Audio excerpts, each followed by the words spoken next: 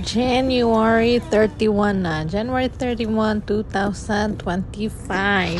31 days straight na ko og upload og mga reels, mga long form video at least 3 minutes long.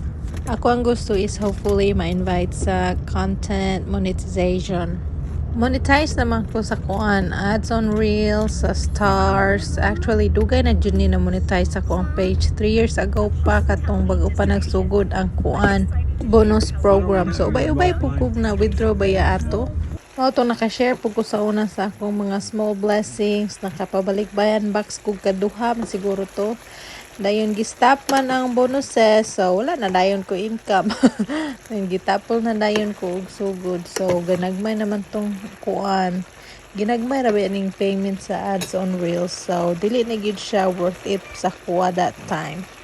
Pero nagpadayon lang gihapon ko upload ato og mga reels, pero tag-isa lang unya laktaw na dili na jud consistent. Unya na busy na pod, so dili na gid nako mahimong priority or matagaan og daghang time ang Facebook maghimo video sa una. So karon i-try na ko nga balikan. Hopefully ma-invite sa content monetization para ma-monetize na imong mga pictures, mga text nga imong i-upload. So, mas takot ako manggod siya og income. Hopefully, mas takot siya sa ads on reels. So, tinuod lang na ako'y duha ka pages nga na ay content monetization. Nga gamay ra og kuan followers. Ang isa na ay 200 gani pero na-monetize siya sa content monetization.